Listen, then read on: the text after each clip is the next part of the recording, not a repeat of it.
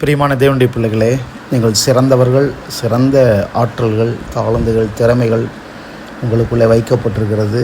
நீங்கள் கையிடுகிற எல்லா காரியங்கள்லையும் சிறந்து விளங்கும்படியாக நீங்கள் கையிடுகிற அத்தனை காரியங்களும் உங்களுக்கு மிகப்பெரிய பலன்களை கொடுக்கும்படியாக, வெற்றிகளையும் ஜெயங்களையும் குவிக்கும்படியாக கடவுள் உங்களை விசித்திரமாய் வினோதமாய் படைத்திருக்கிறார் என்பதை விசுவாசியுங்கள், நம்புங்கள்.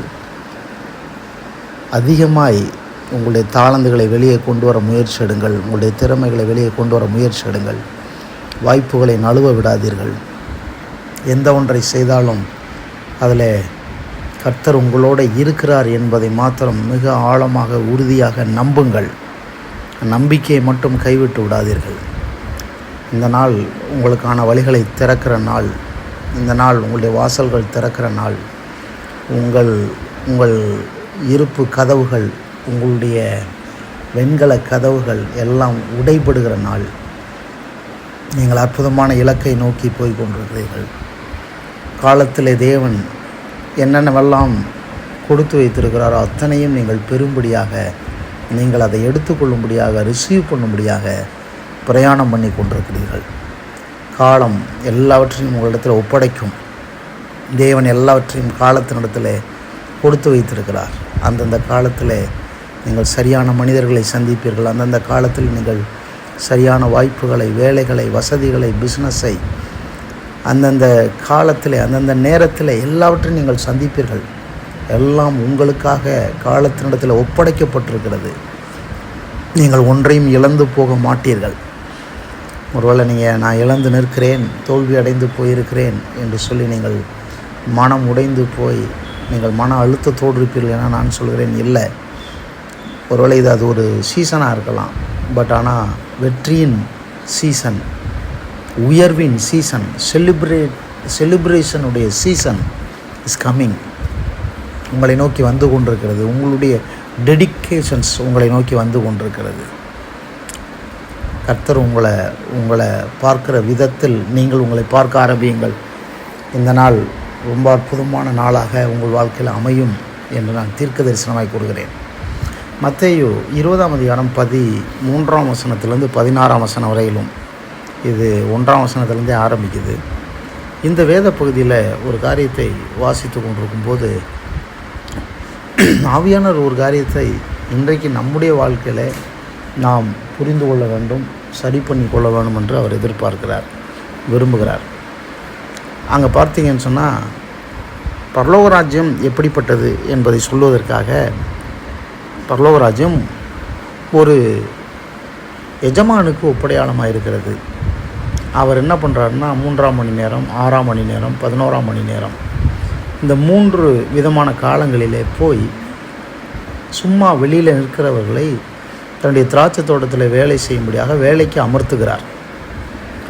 3ஆம் மணி நேரம், அந்த மணி நேரத்தில் நின்று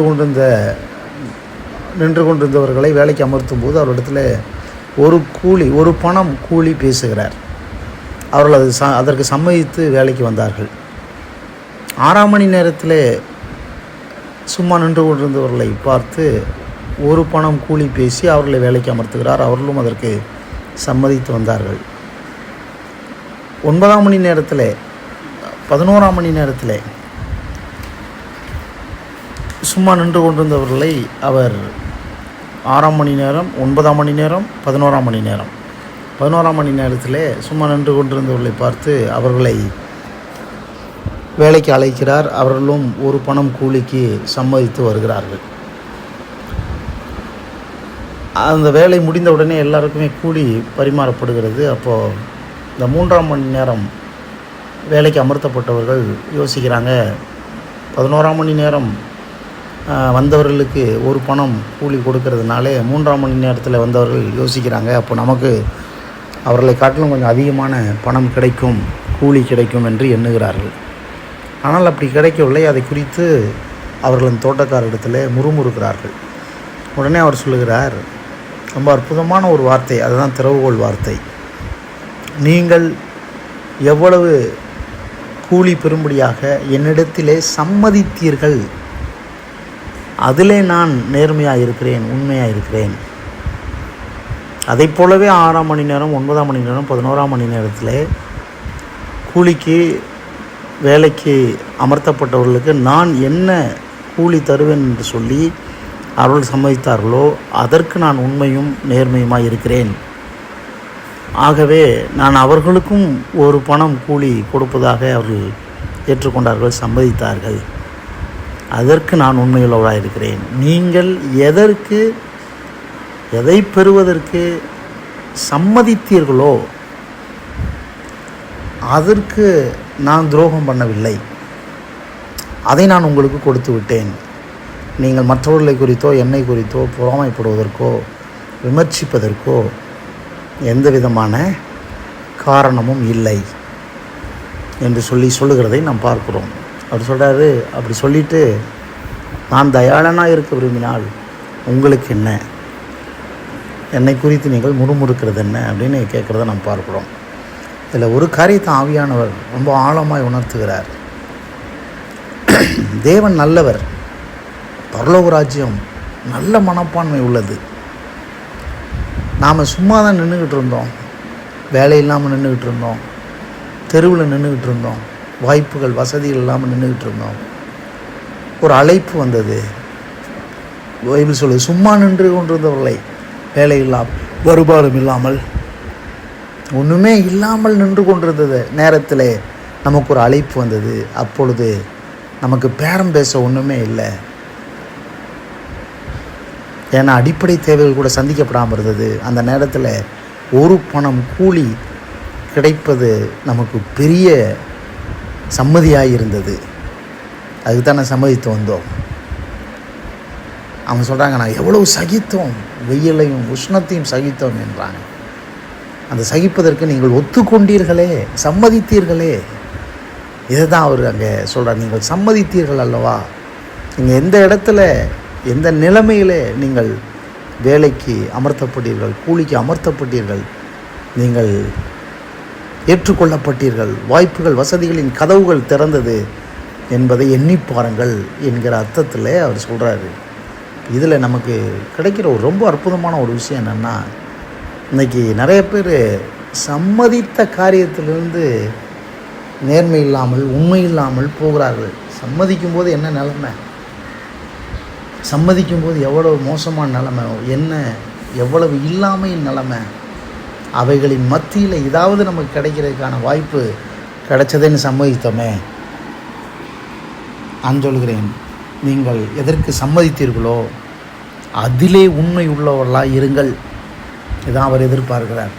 நீங்கள் எதற்கு சம்மதித்தீர்களோ அதை பெற்றுக்கொள்வதில் திருப்தியாயிருங்கள். நீங்கள் எதற்கு சம்மதித்தீர்களோ அதை பெற்றுக்கொண்டு பிறர் மேல் பொறாமைப்படவோ பிறரை அவர்கள் தங்களை அநியாயமாய் நடத்துகிறார்கள் என்று குற்றம் சாட்டவோ குறை கூறவோ செய்யாதீர்கள். ஏனென்றால் நீங்கள் எதற்கு சம்மதித்தீர்களோ, இன்னும் சொல்லப்போனால் எந்த நிலைமையில் இருக்கும்போது நீங்கள் அதை பெற சம்மதித்தீர்களோ அதற்கு நேர்மையாய் உண்மையாய் அதிலே திருப்தியாய் இருங்கள் என்று கர்த்தர் பேசுகிறார். ஏன்னு சொன்னால், அழைத்தவர் ஒருவரே. உங்கள் வாழ்க்கைக்கு உங்களை மற்றும் யாவரையுமே வாழ கூலி பேசி அமர்த்தினவர் அவரே. அவர் தயாளர். ஒருவேளை நீங்கள் கடினமாக உழைச்சிருக்கலாம், நீங்கள் கடினமாக உஷ்ணத்தையும் வெயிலையும் சகித்திருக்கலாம், உங்களை போல் யாருமே இல்லாமல் இருக்கலாம். பட் ஆனால் உங்களுக்கு சொன்னதில், உங்களுக்கு கொடுப்பேன் என்று சொன்னதில் அவர் உண்மையுள்ளவராக இருக்கிறார். ஒரு கன்க்ளூஷனுக்கு வரலான்னு நினைக்கிறேன். என்னென்னா, நீங்களும் தேவனும், உங்களுக்கு சொல்லப்பட்ட வார்த்தையும் தேவனும், தேவனுடைய உண்மையும், நீங்கள் ஒத்துக்கொண்ட காரியமும் தேவனும், இதில் இந்த உறவிலே, இந்த இணைப்பிலே, இந்த ஐக்கியத்திலே உறுதியாக இருங்கள். இதில் சரியாக இருங்கள். அது போதும், அவ்வளவுதான். இதுதான் பரலோக ராஜ்யத்தினுடைய செயல்பாடு. மற்றவங்களுக்கு அது நல்லா, அவங்களுக்கு எக்ஸ்ட்ரா கிடைக்குதே, அவங்களுக்கு நல்லா இருக்கிறாங்களே, இவங்களுக்கு நல்லா இருக்கிறாங்களே, நான் மட்டும் இப்படி இருக்கிறேனே, ஒரு நாள் அவங்க நினைக்காதீங்க. நீங்கள் இருந்த நிலைமையை விட இன்றைக்கு உங்களுடைய நிலைமையை பரலோக ராஜ்யம் வீட்டு எஜமானாகிய தேவன் மாற்றி இருக்கிறார். என் வாழ்க்கையில் நான் அப்படி தான் திருப்தி அடைகிறேன். நான் இருந்த நிலைமையை விட இன்றைக்கி கொஞ்சம் நல்ல நிலைமையில் என்னை வைத்திருக்கிறார். இதை விட மோசமான நிலைமையில் இருந்தேன், இன்றைக்கி நல்ல நிலைமையில் வைத்திருக்கிறார். நீங்கள் ஒவ்வொரு நாளும் அப்படி உங்கள் தேவனாகிய கர்த்தருக்கு முன்பாக, ராஜ்யத்திற்கு முன்பாக நீங்கள் எண்ணி பாருங்கள். நீங்கள் சம்மதித்ததற்கு உண்மையாய், நேர்மையாய், திருப்தியாய் பெற்றுக்கொண்டதை கொண்டு, கிடைத்ததை கொண்டு வாழ்ந்துவிட்டு போக உங்களை அர்ப்பணியுங்கள்.